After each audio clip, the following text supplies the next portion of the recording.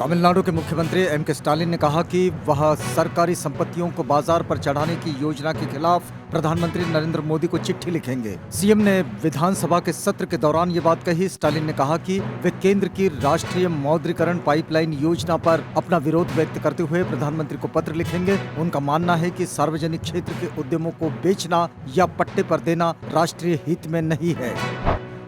Samajwadi party के संरक्षक मुलायम सिंह यादव ने अगले साल यूपी में होने वाले विधानसभा चुनाव के मद्देनजर कार्यकर्ताओं को जीत का मंत्र दिया। उन्होंने कहा कि समाजवादी पार्टी ही सामाजिक न्याय की लड़ाई लड़ सकती है और सभी को अधिकार दिला सकती है। मुलायम सिंह यादव ने कहा कि समाजवादी पार्टी की सरकार बनाकर इस क्रांति यात्रा का मकसद पूरा करें। लखनऊ में जनक्रांति यात्रा के समापन समारोह के दौरान वे बोल रहे थे। बहुजन समाज पार्टी की ओर से श्रावस्ती में प्रबुद्ध वर्ग सम्मेलन का आयोजन किया गया। सम्मेलन के मुख्य अतिथि बहुजन समाज पार्टी के महासचिव सतीश चंद्र मिश्रा ने कहा कि बीजेपी सरकार राम मंदिर के चंदे के नाम पर भारी रकम आगामी चुनाव में खर्च करेगी। उन्होंने याद दिलाया कि 2007 में बहुजन समाज पार्टी की सरकार में ब्राह्मणों का सबसे अधिक उत्थान हुआ है। ब्राह्मण समाज को फिर से जिम्मेदारी लेनी पड़ेगी। 2007 में केवल 16% ब्राह्मणों ने बहुजन समाज पार्टी को वोट दिया था, लेकिन इस बार सिर्फ 16% से काम नहीं चलेगा। इससे एक सीट भी नहीं जीती जा सकती। हमने ब्राह्मण समाज के लोगों से एक और अनुरोध किया था।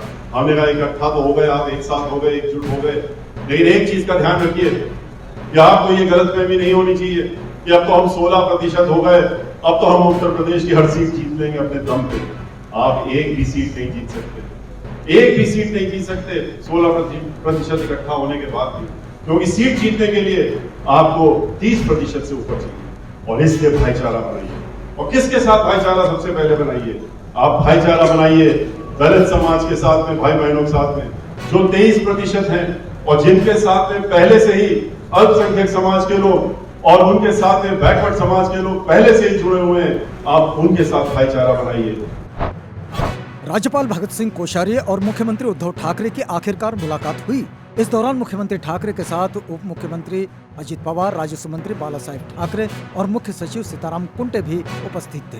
राज्यपाल कोश्यारी और मुख्यमंत्री ठाकरे के बीच विधान परिषद के 12 सदस्यों की नियुक्ति को लेकर टकराव चल रहा है। ये मामला मुंबई हाईकोर्ट में जाने पर मुख्य न्यायाधीश दीपांकर दत्ता और न्यायाधीश गिरीश कुलकर्णी की खंडपीठ ने साफ शब्दों में राज्यपाल को अपना संवैधानिक कर्तव्य जल्द से जल्द पूरा करने का निर्देश दिया था। लोक जनशक्ति पार्टी में टूट के बाद जमुई के सांसद और दिवंगत रामविलास पासवान के पुत्र चिराग पासवान की मुश्किलें कम होती नहीं दिख रही है। पहले पार्टी के राष्ट्रीय अध्यक्ष और फिर संसदीय दल के नेता के पद से हटाए जाने के बाद अब चिराग पासवान को संसदीय बोर्ड के अध्यक्ष पद से भी हटा दिया गया है। लोक जनशक्ति पार्टी के नए अध्यक्ष पशुपति कुमार पारस ने सांसद वीणा देवी को पार्टी के संसदीय बोर्ड का अध्यक्ष बनाया है। मुख्य न्यायाधीश एन.वी. रमन्ना ने सोशल मीडिया प्लेटफॉर्म और वेब पोर्टलों पर समाचारों को सांप्रदायिक रंग देने पर चिंता व्यक्त की। उन्होंने कहा कि वेब पोर्टल पर कोई नियंत्रण नहीं है, वह जो चाहे चलाते हैं, उनकी कोई जवाबदेही नहीं है। वह जमीयत उलेमाए हिंद द्वारा दायर याचिकाओं के एक बेंच की सुनवाई कर रहे थे, जिसमें केंद्र को इसके प्रसार को रोकने के लिए निर्देश देने की मांग की गई थी। पिछले साल निजामुद्दीन मरकज में एक धार्मिक सभा से संबंधित फर्जी समाचार को लेकर ये सुनवाई हो रही थी। राष्ट्रीय जनता दल के प्रदेश अध्यक्ष जगदानंद सिंह ने राष्ट्रीय स्वयंसेवक संघ की तुलना तालिबान के आतंकियों से की है। जगदानंद सिंह ने आपदा प्रकोष्ठ की बैठक में कार्यकर्ताओं को संबोधित करते हुए कहा कि तालिबान एक संस्कृति है जो अफगानिस्तान में है। भारत में राष्ट्रीय स्वयंसेवक संघ यानी कि आरएसएस एक तरह से भारत का तालिबान है, जो हमेशा दाढ़ी वाले, चूड़ी बेचने वाले, पंक्चर बनाने वाले और अल्पसंख्यकों को बेवजह पीटने का काम करते हैं। प्रशांत किशोर के कांग्रेस में शामिल होने की खबर सुर्खियों में है और उम्मीद जताई जा रही है कि वे जल्द ही कांग्रेस की सदस्यता ले सकते हैं। प्रशांत किशोर की कांग्रेस में एंट्री को लेकर सोनिया गांधी ने कई वरिष्ठ नेताओं के साथ राय मशवरा भी किया है। प्रशांत किशोर को कांग्रेस में शामिल किया जाएगा या नहीं, और अगर किया जाएगा तो कौन सी अहम जिम्मेदारी सौंपी जाएगी, ये सारा दारोमदार अब सोनिया गांधी के फैसले पर निर्भर है। सीबीआई ने महाराष्ट्र के पूर्व गृह मंत्री अनिल देशमुख के वकील आनंद डागा को गिरफ्तार कर लिया है। प्राप्त जानकारी के मुताबिक वकील आनंद डागा पर जांच को प्रभावित करने का आरोप था, जिसके बाद सीबीआई ने उन्हें मुंबई में गिरफ्तार कर लिया, जिसके बाद उन्हें पूछताछ के लिए दिल्ली लाया गया है।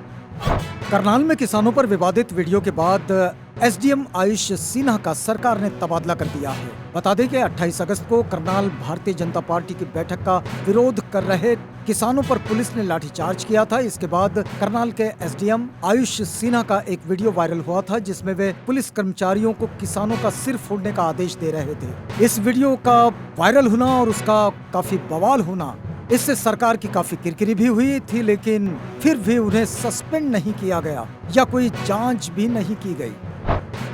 भारत ने तालिबान के साथ औपचारिक बातचीत शुरू कर दी है। इसे लेकर विदेश मंत्रालय की ओर से विज्ञप्ति भी जारी की गई। अब एआईएमआईएम के चीफ बैरिस्टर असदुद्दीन ओवैसी ने तालिबान से बातचीत को लेकर केंद्र सरकार को अपना स्टैंड साफ करने को कहा है।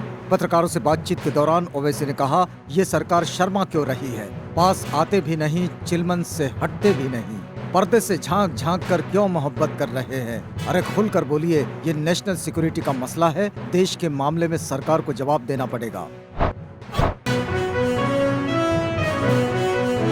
अदानी ग्रुप के चेयरमैन गौतम अदानी एक बार फिर एशिया के दूसरे सबसे अमीर बिजनेसमैन बन गए हैं, जबकि दुनिया में 14वें सबसे अमीर बिजनेसमैन हैं। ब्लूमबर्ग बिलियनियर इंडेक्स की 1 सितंबर को आई रिपोर्ट में ये जानकारी दी गई है।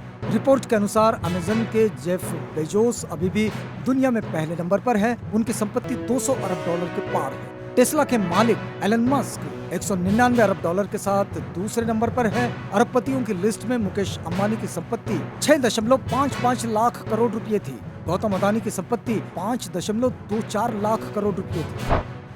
अरबपति एलन मस्क ने ट्विटर पर कहा है कि उनकी एरोस्पेस कंपनी स्पेस एक्स जल्द ही भारत में satellite based internet service Starlink launch कर सकती है। मस्क ने ट्विटर पोस्ट का जवाब दिया है कि कंपनी ये पता लगा रही है कि देश में रेगुलेटरी अप्रूवल प्रोसेस स्टारलिंक के लिए कैसे काम करेगी। उन्होंने कहा, रेगुलेटरी अप्रूवल प्रोसेस का पता लगा रहा हूँ। तालिबान अपनी सरकार बनाने की तैयारियों में जुट गया है। ऐसा कहा जाता है कि यहाँ एक समावेशी सरकार बनने जा रही है, जिसके लिए तालिबान और अन्य अफगान नेताओं के बीच कई बैठकें हुई है। ऐसी खबर है कि तालिबान सरकार बनाने के लिए ईरान मॉडल अपनाएगा। यह एक ऐसी सरकार होगी जिसमें एक सर्वोच्च धार्मिक नेता यानी कि सुप्रीम लीडर होगा। ये पद देश के राष्ट्रपति से भी ऊंचा होता है। वहीं तालिबान के सुप्रीम लीडर हिबतुल्लाह अखुंजादा को देश का सुप्रीम लीडर बनाया जा सकता है। बता दें कि अखुंजादा के साल 2016 के बाद से कोई खैर खबर नहीं है और ना ही वह सार्वजनिक तौर पर दुनिया के सामने आया है। अमेरिका के न्यूयॉर्क और न्यू जर्सी राज्य में इदा हरिकेन ने कहर मचाया हुआ है। रविवार को शुरू हुए हरिकेन का असर अब भी है। अमेरिकी मीडिया के मुताबिक इन 2 राज्यों में अब तक 8 लोगों की मौत हो चुकी है। इनमें से 7 न्यूयॉर्क सिटी के रहने वाले थे और 1 न्यू जर्सी का। दोनों राज्यों में इमरजेंसी घोषित कर दी गई है। जानकारी के मुताबिक पेंसिल्वेनिया के 1 लाख घरों में और न्यू जर्सी के 50,000 घरों में बिजली गुल रही। पश्चिमी यूरोप के कई देश इन दिनों भीषण बाढ़ का सामना कर रहे हैं। भारी बारिश और बाढ़ के चलते जर्मनी में अब तक 59 और बेल्जियम में 9 लोगों की मौत हुई है। पश्चिमी जर्मनी में यूक्रेशियन इलाके के अधिकारियों ने बताया कि वहां बाढ़ के चलते 15 लोगों की मौत हुई। जर्मनी दूसरे विश्व युद्ध के बाद अब तक की सबसे घातक मौसम आपदा से जूझ रहा है। लक्जमबर्ग, नीदरलैंड और बेल्जियम में भी असामान्य रूप से भारी बारिश हो रही है।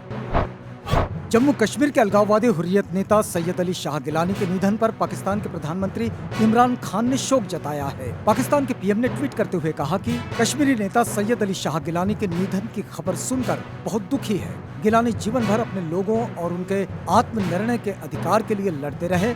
इमरान ने कहा कि भारत ने उन्हें कैद करके रखा और प्रताड़ित किया। अफगानिस्तान के पंजशीर में तालिबान की नॉर्दर्न अलायंस से जंग चल रही है। वहीं नॉर्दर्न अलायंस की अगुवाई कर रहे अफगानिस्तान के पूर्व राष्ट्रपति अमरुल्लाह सालेह ने कहा कि तालिबान से जंग लड़ रही रेजिस्टेंस फोर्स भले ही पंजशीर में हो, लेकिन वह सभी अफगानियों के हकों की रक्षा करेगी। दुनिया के दिग्गज फुटबॉल खिलाड़ियों में शामिल पुर्तगाल के क्रिस्टियानो रोनाल्डो ने नया रिकॉर्ड बनाया है। वे इंटरनेशनल मैचों में सबसे ज्यादा गोल करने वाले खिलाड़ी बन गए हैं। वे ईरान के अलीदेई के 109 गोल से आगे हो गए हैं। उनके इंटरनेशनल गोल 111 हो गए हैं। वर्तमान में खेल रहा कोई भी अन्य इंटरनेशनल फुटबॉलर 100 के आंकड़े तक भी नहीं पहुंच पाया है। ये रिकॉर्ड रोनाल्डो ने वर्ल्ड क्वालिफायर में आयरलैंड के खिलाफ बनाया है। इस मैच में पुर्तगाल ने आयरलैंड को 2-1 से हराया। बॉलीवुड एक्टर नसीरुद्दीन शाह ने तालिबान शासन का समर्थन करने वाले भारतीय मुसलमानों पर निशाना साधा है। उन्होंने कहा कि तालिबान शासन का जश्न मनाना भारतीय मुसलमानों के लिए भी खतरनाक है। भारतीय मुस्लिम अपने मजहब में सुधार चाहते हैं या पिछली सदियों जैसे वैश्यपन के साथ जीना चाहते हैं। शाह ने कहा कि हालांकि अफगानिस्तान में तालिबान की सत्ता में वापसी पूरी दुनिया के लिए एक चिंता का विषय है, लेकिन भारतीय मुसलमानों के एक तबके का इस बर्बरता को लेकर जश्न मनाना भी कम खतरनाक नहीं है। बॉलीवुड एक्ट्रेस दीपिका पादुकोण ने यूपी के बिजनौर की रहने वाली एसिड अटैक सर्वाइवर बाला प्रजापति को इलाज के लिए 10 लाख रुपए दिए हैं। 25 साल की बाला इस समय जिंदगी और मौत के बीच जूझ रही है। उसकी दोनों किडनी फेल हो गई है। वह डायलिसिस पर है, लेकिन किडनी ट्रांसप्लांट के बिना जीवित रहना मुश्किल होगा। उनका इलाज दिल्ली के सफदरजंग अस्पताल में चल रहा है। पैरामाउंट ने कोविड के कारण टॉम क्रूज की टॉप गन मैवरिक और मिशन इम्पॉसिबल 7 सहित अपनी आगामी फिल्मों की रिलीज की तारीखों को स्थगित कर दिया है। क्रूज की टॉप गन मैवरिक 19 नवंबर को रिलीज होने वाली थी, लेकिन अब फिल्म 27 मई 2022 को रिलीज होगी, जबकि 27 मई 2022 के लिए निर्धारित उनकी मिशन इम्पॉसिबल 7 अब 30 सितंबर 2022 को रिलीज होगी।